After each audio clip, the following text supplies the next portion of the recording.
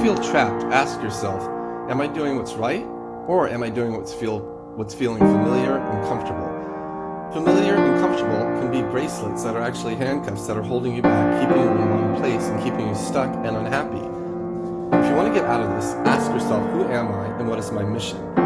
Then, take action. Action eliminates fear. Determine what you want and what you want to get it by, when you want to get it by, with results that are specific and measurable.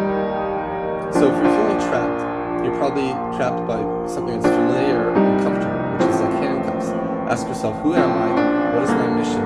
Then take action to make your mission a reality. Action eliminates fear. The clarity and focus of taking action when heading in that direction will help you break the chains of familiarity and comfortability and help you grow as a person, and you'll find out new things about yourself and identify your strengths. For more information, check out